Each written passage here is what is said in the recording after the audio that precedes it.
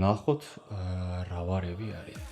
ეს Xiaomi Poco X8 Pro და Pro Max-ია, ახალი smartphone-ები Xiaomi-სგან. ხო და ვნახოთ. როგორც ყოველთვის Xiaomi-სგან სხვას არ ველი და აქაც ორივე ყუთში გვხვდება 100 ვატიანი ადაპტერი, მშავი кейსი და smartphone-ის ეკრანზე გადაკრული ფირი. ისეც ხშირად მithქვამს და ახლაც ვიტყვი, ძალიან დიდი ფანი ვარ ზოგადად. დიზაინით, როგორც ხედავთ, არ განსხვავდებიან მაინც და მაინც, ზომას თუ არ ჩავთვლით. ორივე ერთი და იგივე ვიზუალისაა. წინ ეკრანზე Gorilla Glass 7i გვაქვს, ალუმინის კორპუსი და უკანა პანელზე შუშანარევი პლასტმასია. ორივე smartphones IP68 მტრის განაწყლისგან დაცვა აქვთ. Pro Max ასევე eSIM-ის მხარდაჭერაც აქვს, რაც მშვენიერია საკმაოდ. ორივეს აქვს პატარა ლამაზი დეტალი, ჩართვის Galaxy წითელი კანტი აქვს და თვალში გვხვდება, ასევე კამერაზე აქვს დამატებული რაღაც, ოღონდ ამაზე ცოტა ხანში გესაუბრებით.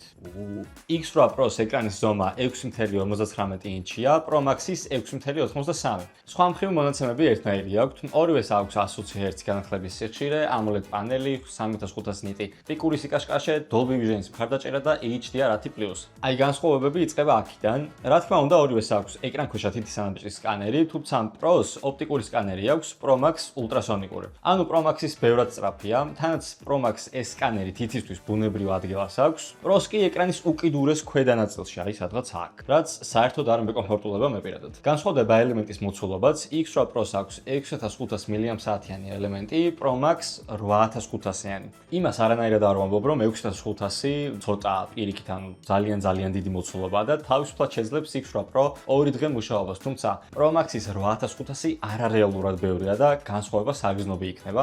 მაგალითისთვის, ბევრ ფლაგმან smartphones პლუს-მინუს 5000 mAh აქვს, როდესაც Pro-ს აქვს 6500, Pro Max აქვს 8500 და შოკი. როგორც უკვე ვახსენე, 100 ვატიანი ადაპტერი მოყვება ორივეს და შესაბამისადაც ამ სიჩქარით შეუძლიათ დამუხტვა, თუმცა გაითვალისწინეთ, რომ ყუთიდან ეს სწრაფი დამუხტვა ჩართული არ არის. Smartphone-ი რომ არ გადახურდეს. ამ სწრაფი დამუხტვის ჩართვა პარამეტრებიდან შეგიძლიათ და ადაპტერის სრულ პოტენციალსაც გამოიყენებთ შესაბამისად. წარმატებაზეც რომ ვისაუბროთ, X8 Pro-ს ჩიპსეტი 4 ნანომეტრიანი MediaTek Dimensity 8500 Ultra, X8 Pro Max-ის 3 ნანომეტრიანი MediaTek Dimensity 9500S. ორივეს აქვს UFS 4.1 სწრაფი მეხსიერება, საწყისი მეხსიერება 256 GB-ია, ოპერატიული მეხსიერება Pro-ს 812 GB აქვს, Pro Max კი 12. ორივე ძალიან კარგია ყოველდღიურობაშიც და თუნდაც თამაშისთვის. რა თქმა უნდა, უპირატესია X8 Pro Max-ი, ამ მხრივ, რადგან უფრო ბევრი და მძლავრი ბირთვები აქვს, თან ამას ემატება უფრო დიდი ეკრანი და ელემენტი. მოკლედ, თუ თამაშებისთვის ფიქრობთ smartphone-ის შეძენას, ორივე გაართმევს თავს მაგ დავალებას, თუმცა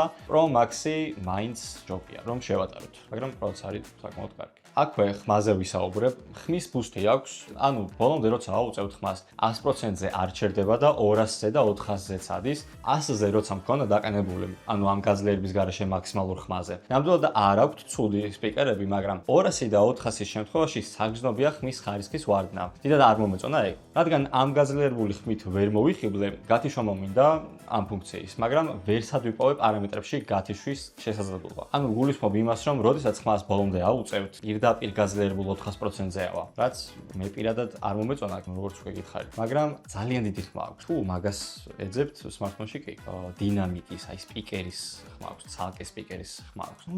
კამერები.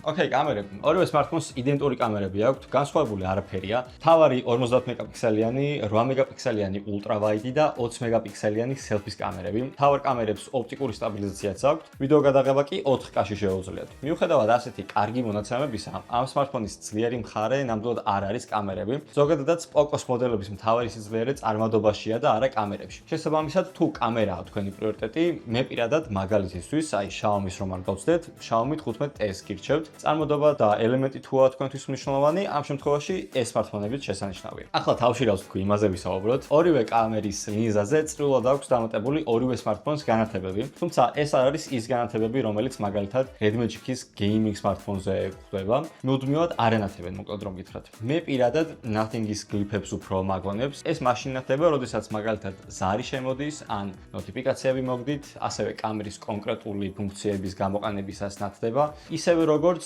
დამუხტვისას. აი მაგალითად, როდესაც ეს smartphone-ები ბოლომდე დაიმუხტებიან, ან განათებენ ლინზებს. განათების ფერების შეცვლაც შეგიძლიათ და ნებისმიერ აქ მოცემულ ფერს დააყენებთ. მოკლედ, კარგი ფუნქციაა, თუ ჩემსავით smartphone-ს ეკრანით დებთ მაგიდაზე. ეს განათებებიც პარამეტრებიდან უნდა ჩართოთ, რა თქმა უნდა, ყუთიდან გამორთული. მე პირადად მომეწონა ორივე smartphone-ი, ლინკებს ქვემოთ ნახავთ აღწერაში. მანდ ახალში გამოწერის გილაქსაც შეხვდებით და იმასაც მიაკლიკეთ. მე კი შემდეგ შეხვდრამდე დაგემშვიდობებით.